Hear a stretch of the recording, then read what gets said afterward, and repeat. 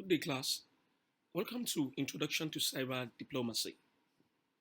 In this course, we're going to look at the definition, scope, and key stakeholders of cyber diplomacy. Now, here are the learning objectives of this course. 1. To understand the definition and scope of cyber diplomacy. 2.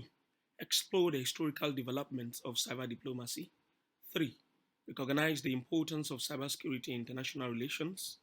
4.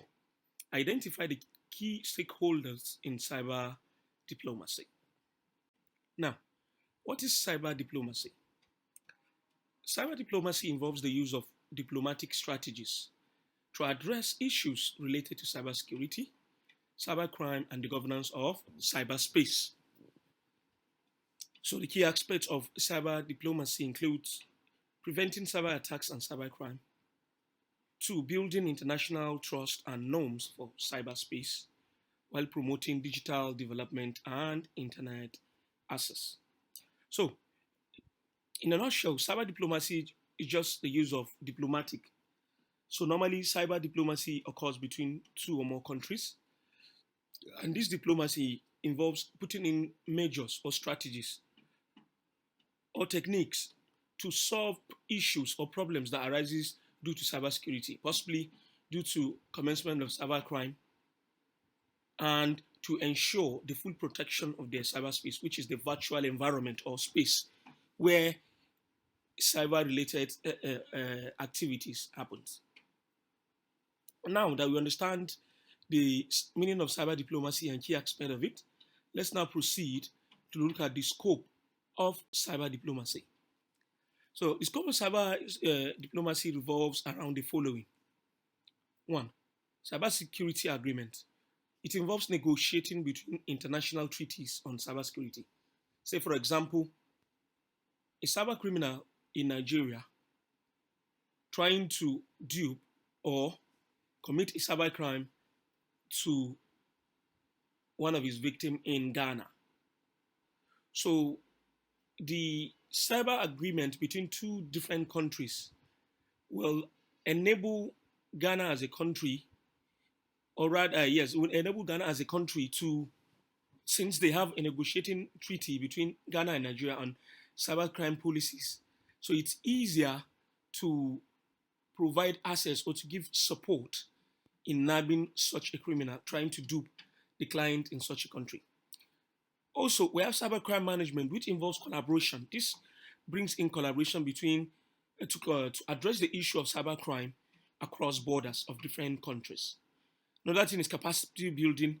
This support nations to strengthen or improve their cyber infrastructure, which includes such as cyberspace, cyber environment, and so on and so forth.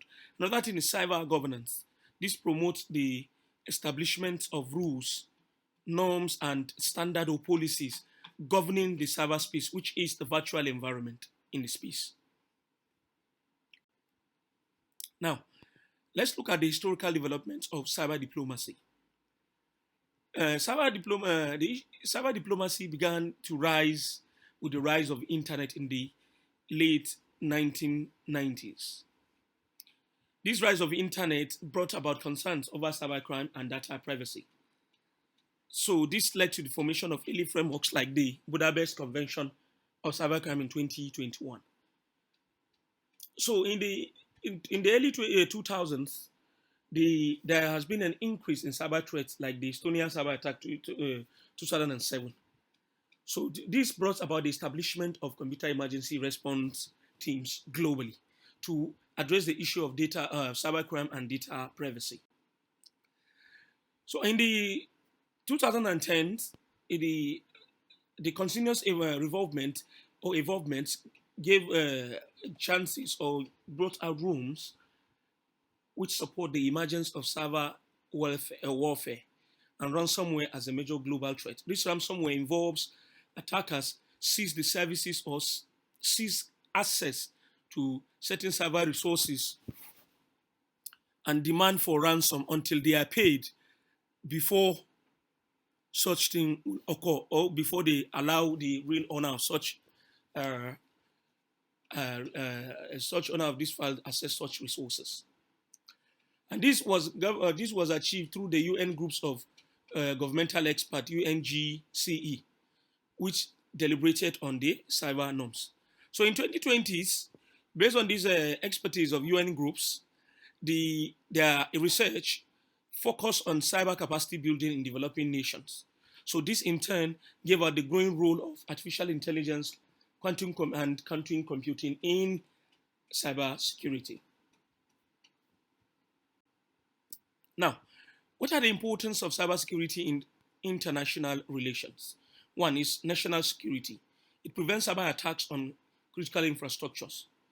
These prevent attackers from having access to resources such as critical infrastructures, in which the well-being of individual or people of a nation depends on. Now, it also brought about economic stability. This ensures it secures the financial systems of financial infrastructure or financial settings and trade to prevent hackers or cyber criminals from granting access and seizing the control of the financial system or infrastructure. It also trust building. It's established norms and confidence to ensure, build confidence and measures in people or citizens of a particular country or citizens of the world. So another thing is global peace, avoiding escalation of cyber conflicts between states.